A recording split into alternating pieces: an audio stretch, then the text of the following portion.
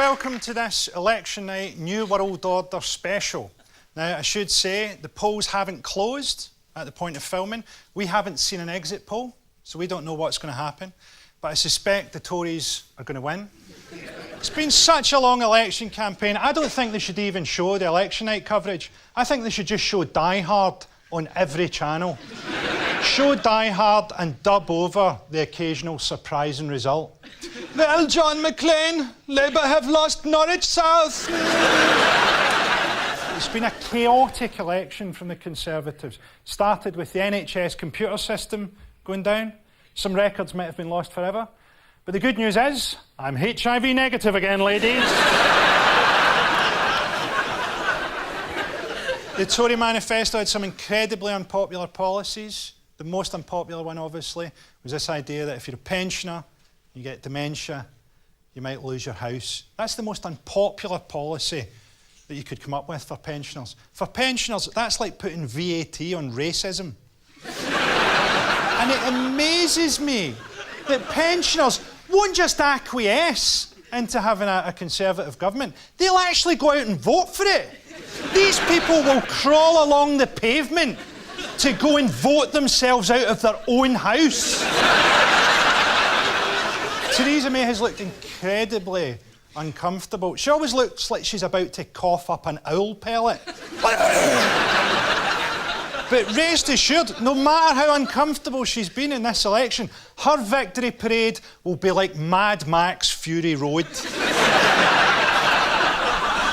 Jeremy Corbyn hasn't done too well in Scotland because Scottish people don't trust anyone who looks old but still has teeth.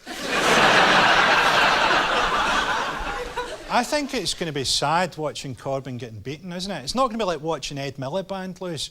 It's going to be more like watching Aslan dying in The Lion, the Witch and the Wardrobe. Do you know what my perfect result would be? If Corbyn got enough seats to form a coalition and Sinn Féin had to come and take their seats at Westminster. That'd be like the end of a movie, wouldn't it? Well, you might think that I don't have enough votes to pass my budget, but ladies and gentlemen, the IRA. The Queen's speech gets written by the IRA and she has to deliver it through a balaclava. UKIP have tried to reposition themselves because they got what they wanted. They got out of the EU. Nobody cares about your other positions. It's like hearing ISIS's position on wheelie bins. UKIP say they're worried about low-skilled migrant workers. Right? They don't want low-skilled migrants coming to Britain. Yeah, wait till after Brexit. Wait till you see the British people who've been living in Europe who have to come back here. Wait till you see the skill sets that they're bringing to the table. My skills include being able to ask for the bill in Spanish and armed robbery. Tim Farron's a kind of trendy vicar character, isn't he? OK, everybody, let's meet down the youth club tomorrow. We're having a workshop on how to act normal around gays. He might have done it at the start of the election, Farron said. He eventually said, I don't think gay sex is a sin, because he had to say that, because he was being asked about it every single day. He was just getting to the stage when he was going to be asked about specific acts of gay sex. Daily Express here, Mr. Farron. What's your views on rimming? What about felching, Farron? The public wants answers. OK, let's go on with the show.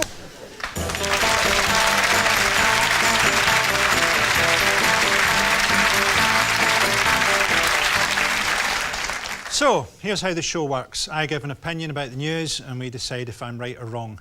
Joining me to discuss all the issues surrounding the election, please welcome Sarah Pascoe and Miles Jupp.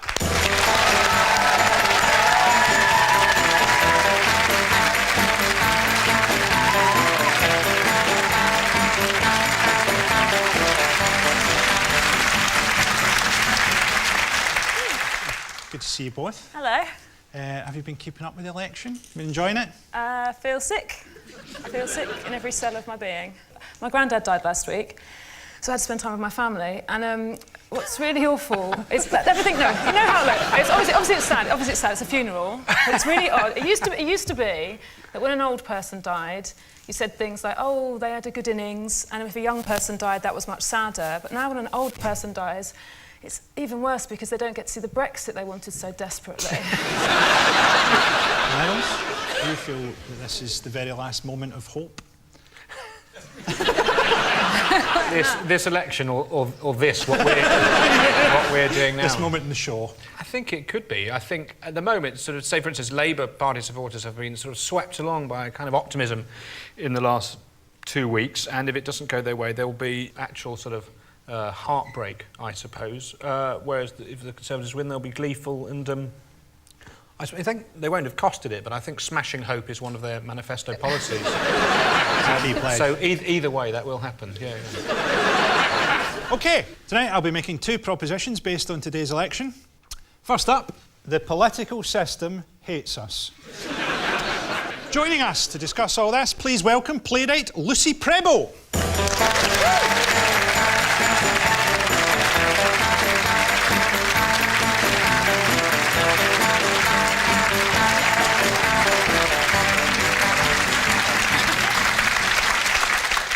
Lucy, you look like you might have some hope. Do you still have some hope? Oh, no. I'm suffering from democratic fatigue quite a lot. All this democracy is making me sort of understand the rise of fascism a little bit. Because if we're going to have right-wing authoritarians in charge, if we're going to have that, then I'd rather it was imposed on us a bit, rather than knowing that everyone had voted for it, you know? Now, for old people who voted in this election, this will be their last opportunity to vote. And for young people who voted, this will be their last opportunity to vote. Politics is a sort of class warfare. A political class engaged in arms deals, profiteering and corruption, ranged against the public who have been educated out of any understanding of their situation and trained to despise each other. And that's how we end up with Theresa May. Theresa May is the first Nazi in history who can't get the trains to run on time.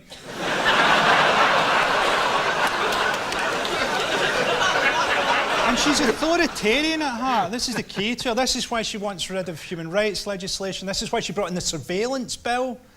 You know, that I think is the key to her permanently appalled expression. You know, she always looks completely appalled. It's like she's just seen my internet history. So, this election has focused on the leaders rather than the parties they represent. Theresa May became an MP in 1997, just a few weeks after the death by shooting of the notorious B.I.G. It is some comfort to the family of Biggie that he never knew that Theresa May even existed.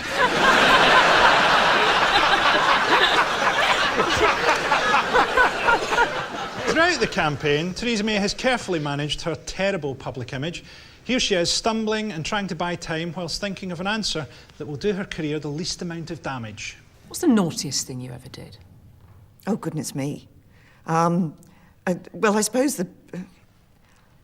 gosh, do you know, I'm not quite sure. Well, there must have been a moment. Nobody's ever perfectly behaved, are they? I mean, you know, I have to confess, when me and my friends sort of used to run through the fields of wheat, the farmers weren't too pleased about that.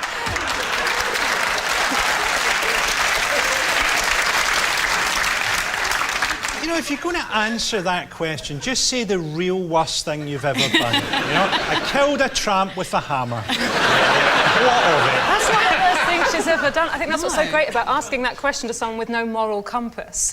Like a normal person is thinking, well, I used to cheat at Monopoly and I once tried it on with my mum's boyfriend. But she's thinking, should I tell them about how I find human rights an imposition, an inconvenience, or selling arms to the Saudis? What will I choose? I know, I'll pretend I'm Peter Rabbit. I think it's quite a dishonest answer as well, because I don't think she even thinks it's naughty. I think what she's trying to do is conjure up an idea of a Britain from the past that's very rural and idyllic. I think that's what it's about, really. Well, she does feel some empathy, but for wheat. She loves repeating these little alliterative phrases as well, the strong and stable. And the other one she keeps going on about is the coalition of chaos that came up a lot in the debate. And you sort of think, OK, so she's saying that if you elect anyone else, there'll be this coalition of chaos, which sounds amazing. It sounds like a Marvel film you really want to see.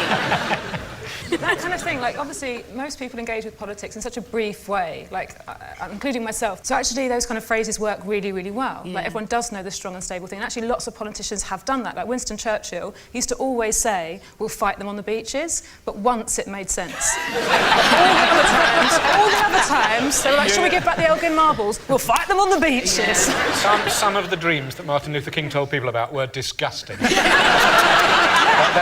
they have been buried by history. My father was naked and riding on the back of a Labrador. I think that's why the alliteration thing is so much easier, isn't it? There's a thing that's there. If she starts panicking, if she gets halfway through a sentence, because she's not very good at suppressing what she actually thinks, and you can see like some just fear in her eyes or whatever, or sometimes she thinks the correct thing to do to being criticised is Yeah.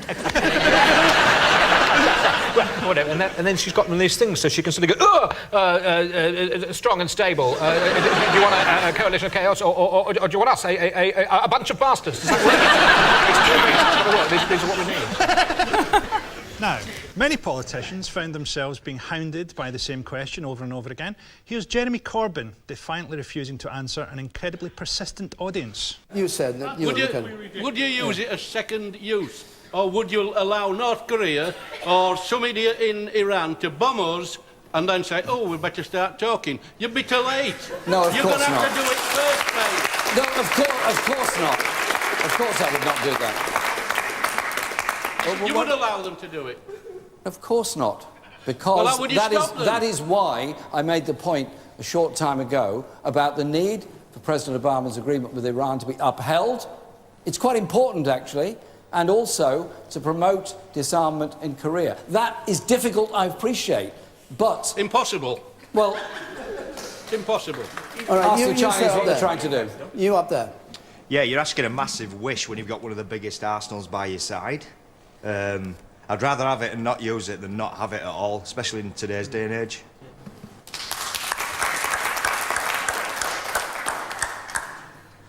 Do you want to comment on that?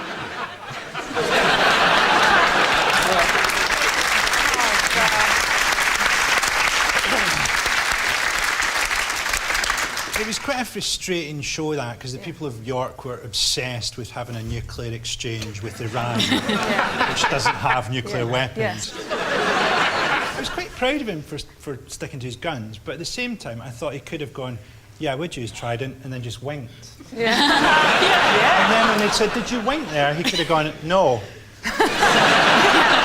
course I would not do that.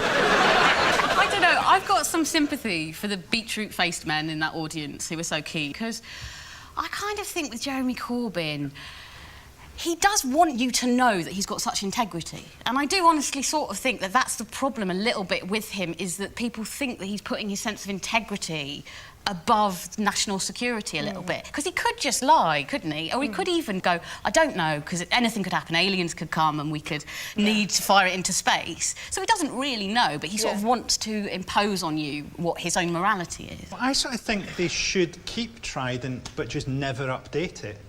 Because what's more threatening than a really rusty old nuke? Yeah. You're saying, this isn't going to be a precision-guided thing. We've just pulled this out of the shed. Yeah. We've forgotten what it does. It might go off at face height like a backyard firework. It's a bank holiday and we've been drinking.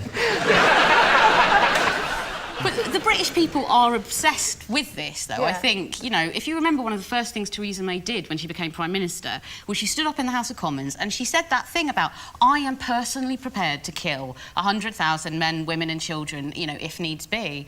I mean, maybe the question was about school lunches. She was just which was weird. She was just trying to get sponsored for Comic Relief. Yeah. Anyway, whatever you think about Lib Dem leader Tim Farron, you can't say he didn't embrace the election photo op, even when they seemed desperate or odd. Let's have a look at the highlights of some of his coverage. Drifting along aimlessly, not really making any impression on the ground. It's on a bus powered by shame. He has a key skill for any top politician, being able to bake tarts. I'm going to get you to do a little bit of speed chess. Do you think you can do that and answer the questions? I mean, not well. No, well, no one's going to judge you on that. Let me check it. So is this about Brexit? Is this going to be about Brexit? Look at that. So I'm there. Oh my God, you are checkmate. There's no way out of that. Yeah. I'm good at pop quizzes.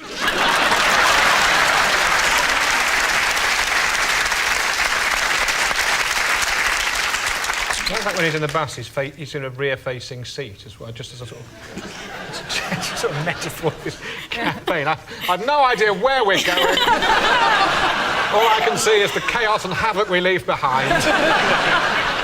He doesn't seem like he wants to win the election. He seems like he wants to get all of his Cub Scout badges for arts and crafts and hovercrafting, and the badge for saying gay sex is a sin, the badge for saying gay sex isn't a sin. You know, all of the badges. The Duke of Edinburgh's award. Yeah. That's probably why the Duke of Edinburgh retired, so he didn't have to meet the fucker.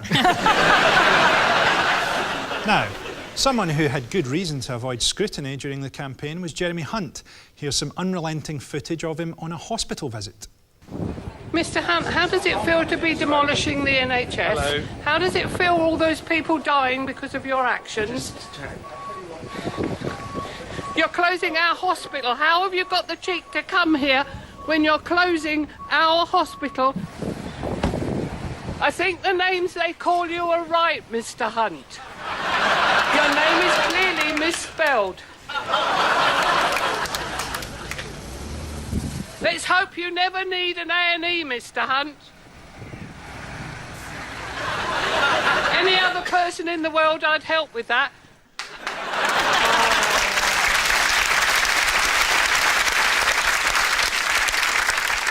I like to think that was the voice of his conscience. Yeah. He was in hospital having it removed.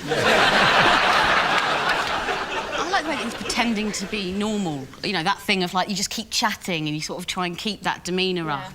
But then I thought maybe he just thinks that's what the world's like. You know, maybe he thinks that everywhere... A bit like, you know, wherever the Queen goes, she thinks it smells of fresh paint because they paint wherever she goes. Maybe Jeremy Hunt just thinks everyone in the world kind of, like, walks around going, wanker, why did you ruin the NHS? And when he goes to dinner parties, he's like, this new thing people are saying, resign. This new thing, that's on a show. Well, I honestly think this is the last election campaign where the politicians will even go and campaign. I think it will be like digital avatars in the next election. They'll send a digital avatar around the country and they'll dub over the occasional local reference. It's a pleasure to be here in Doncaster. I sympathise with your local concerns about unemployment. I enjoy your local cuisine of pie and chips and methadone. OK, so, in conclusion, the political system may hate us more than we hate it, but let's look on the bright side.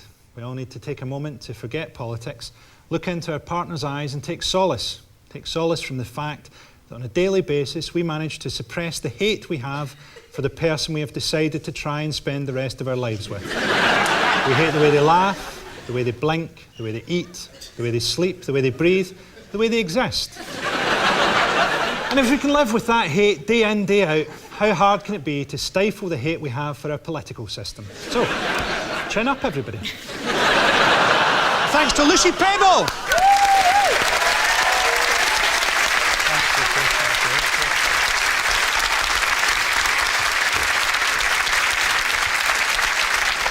OK, on to the next proposition.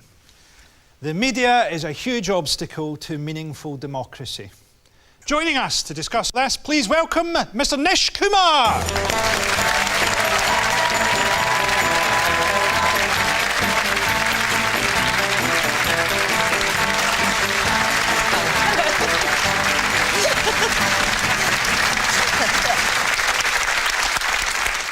How are you doing, Nish? Have you been following this election?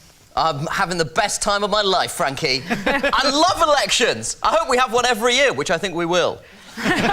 This is just what we do at this time of year now. Indie ref, election, Brexit, election, indie ref and the Temple of Doom. Like, it's just going to keep on...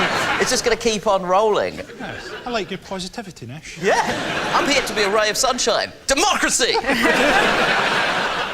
Now, this campaign showed us that elections are an exchange of rhetorical artillery, and the lack of engagement from voters is something the media is complicit in.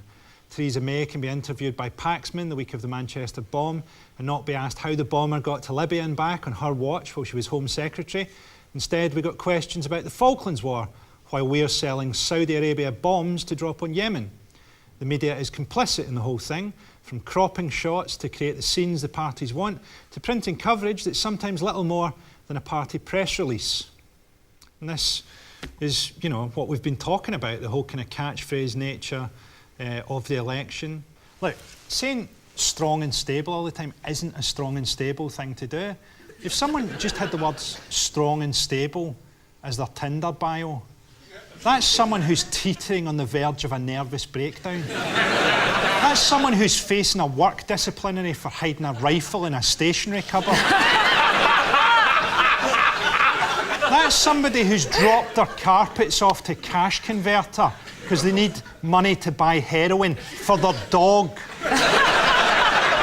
As they're cooking up a shot for their baffled labradoodle, they see their own face reflected in the spoon and it's mouthing the words strong and stable. With the support of the entire media, how could Theresa May have lost this election? Theresa May could have taken a shit on the cenotaph through a wreath of poppies and then dragged her arse like a dog with worms down the length of Pall Mall, and the worst that could have happened is that she'd have to form a coalition. Nesh, do you find this? Do you find the campaign coverage, this kind of, I find it very false and kind of stultifying? Yeah, it feels like more than ever the media has not actually engaged. It's been very passive. It's very sort of observing the process rather than actually interrogating. And then we had this kind of spectacle of these debates that weren't really debates because they weren't in the same room, and it was quite a hollow experience. And it's a bit like watching a porn movie where instead of two people having sex, they just stand in separate rooms and masturbate consecutively. And like, at the end you're a bit like, I've still got an erection, but nothing's really been solved here. There's that thing, isn't there, where you sort of feel it's like they need to convey more complexity in what they're saying. So you have these messages like coalition of chaos or strong and stable, and then you sort of need to go, well, it's not as simple as that, and give people a more informed view. But the minute you do that, you're in a medium where it's impossible to go, well, it's actually more sophisticated than that, because you've got to cut straight to the next. I just don't think people do actually want that much information. I think most people just want to grab a couple of things and talk about them angrily after they've had a large white wine.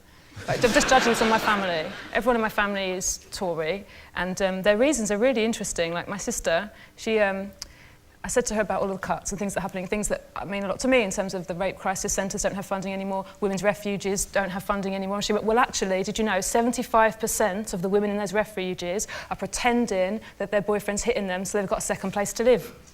Yeah? That is what happens if you don't fund education. She's a teacher. Who's having a second home in a rape shelter? Maybe it's near a beach.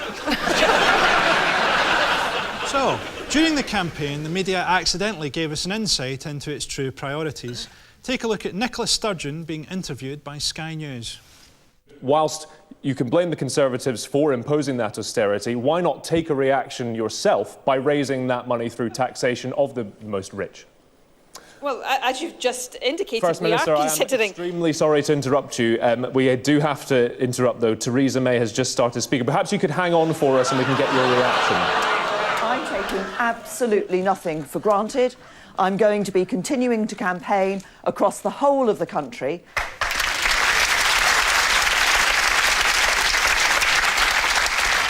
See, that's the whole media thing for me now. It's all about symbolism, right? So he's gone from an actual conversation to a symbolic event where Theresa May has stood outside a bus. There's nobody even there, so there's just photographers. They're in a lay-by somewhere. She's shouting nothing into a hedge. And they've cut away to do that. We can watch what happens at the end of the shot. They could easily let in a coalition of chaos led by Jeremy Corbyn. She said that that was a real possibility, so they mustn't take anything for granted.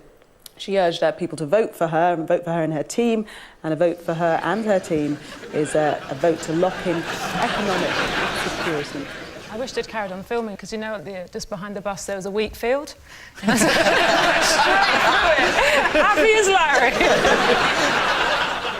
The peak of coziness between politicians and the media during the campaign was this embarrassing appearance by Theresa and Philip May on the One Show. Let's have a look.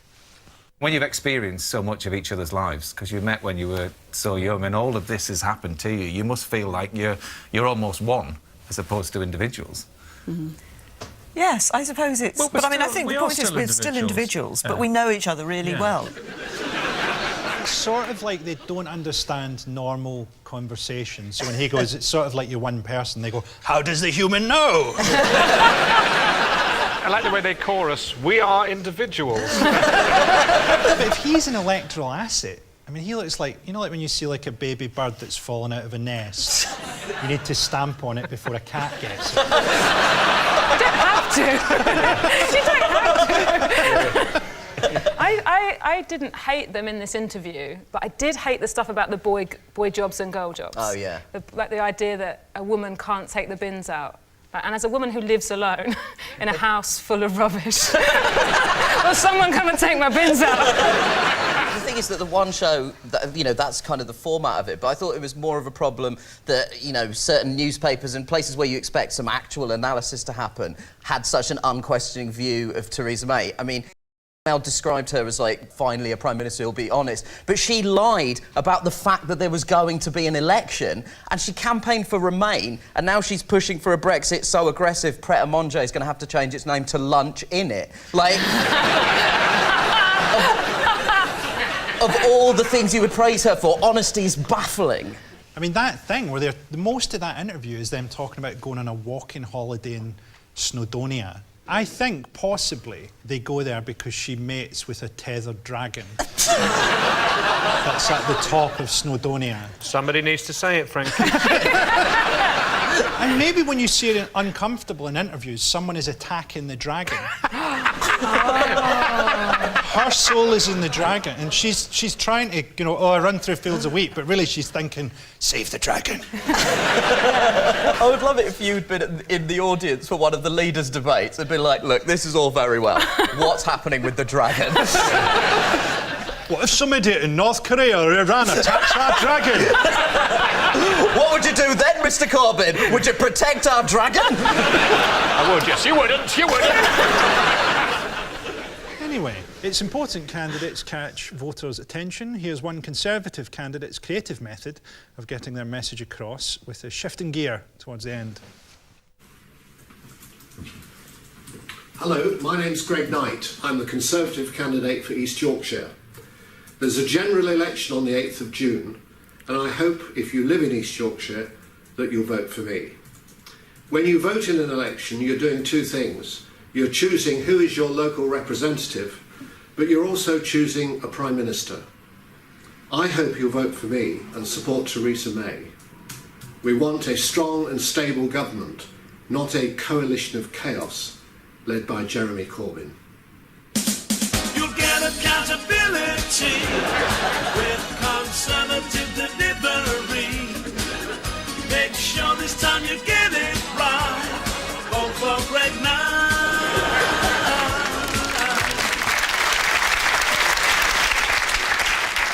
What are the words in the song? Was the first line of that song, we're cutting disability? It's sort of hard not to watch that and suddenly be able to understand those mothers in the 1950s who looked at Elvis and saw him as such a threat to their daughters. I mean, that guy, he's just fucking sex. I think it's dangerous. I think what he's doing there is it's provocative and it's deliberately provocative, OK? Even at the beginning, it starts the door. It could start and he'd be there, but it doesn't. When it starts, the door's empty. Oh, there's an empty... Who's going to come into the office? Well, I don't know who it's going to be. Oh, it's Greg Knight. It's Greg Knight. Well, that's a surprise. Have a VHS made of that and sent to every young person in the constituency. There is a slight loophole for the media where they're allowed to be properly difficult with minor parties and far-right wingnuts. Have a look at what happened when UKIP's Paul Nuttall announced he was standing in a town he had no prior links to. You should be thrilled at what we're going to do next, which is a little game, just to test how well you know the seat that you're going to stand in. Oh, look. Boston or Loston. All you've got to do is look at the picture on the screen and say whether or not this is a picture of Boston or somewhere else in the country. Here's the first one. What do you reckon? Boston or not? Boston, I'd say. Am I Sorry. correct? That's Aylesbury Town Centre. Is that Aylesbury? OK. I can see the market. You might be distracted by that, but... Oh, come on. OK, let's have a look at the next one. What about this one? How about this? Are you looking at Boston or another place in the country? I would say Boston. I'm sorry, that's not Boston. OK. I'm sorry, that's not Boston. That is... But hang on, Sophie. I mean... How about this one?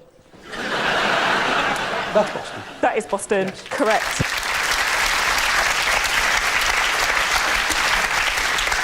At least there's like some kind of critical appraisal of the leader of the UK Independence Party, which sort of breaks with the tradition of the last decade. And if that had been Farage, it would have been, is this a picture of you being a complete legend or a partial legend? Like, they had such a boner for him for years, and I'm delighted that now that party is getting... Anyway, I have certain opinions about UKIP. And they have certain opinions about me.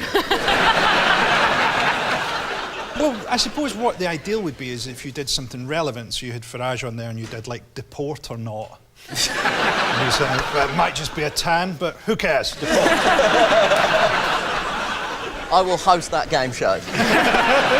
There's also a sort of, like, it's an unnecessary item. If it was an item about the homogenisation of English town centres or whatever, that would be a completely valid approach, but as it is, it's just a waste of everyone's fucking time.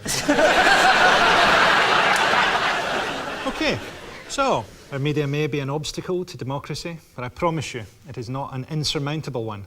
I can promise you that it will change and that life will become fairer and your children will have a brighter future. And I can promise you this because promises are meaningless. Anyone can promise anything because the days of being held to account for promises are over. Nothing will get better.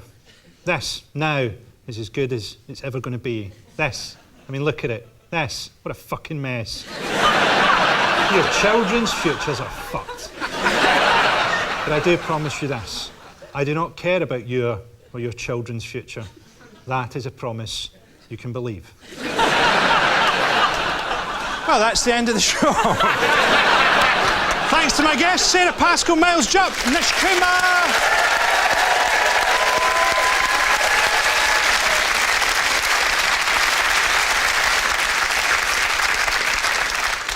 But before I go, I want to leave you with some words. Tonight they're going to be in the style of UKIP leader Paul Nuttall, in what I hope will be an uncannily accurate impression. Hi, I'm Paul Nuttall from UKIP. To many of you, I probably look like at some point in life I've had to pull a dangerous dog off my mum.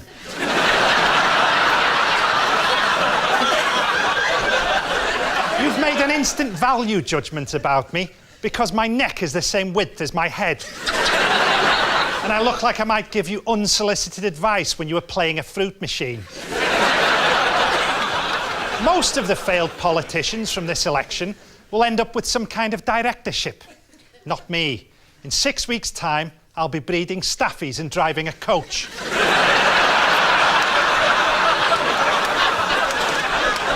Of course, people say that I actually look like a male model, fronting a campaign urging women not to leave their drinks unattended.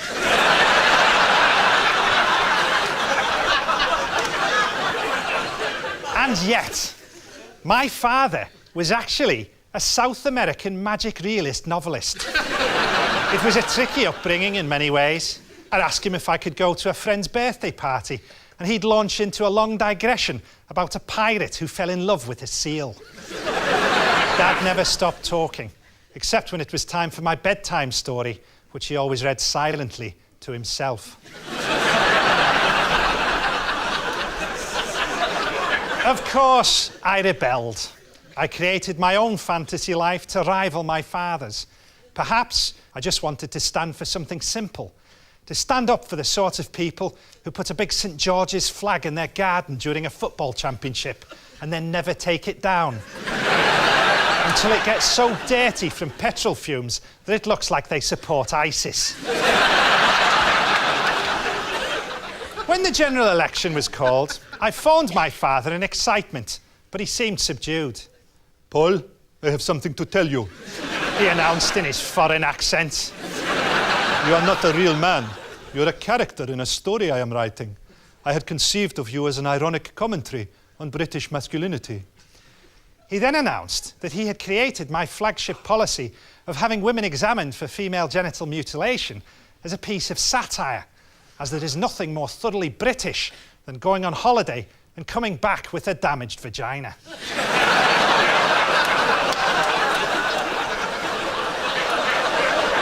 I started to worry that I was indeed simply some kind of racist Pinocchio.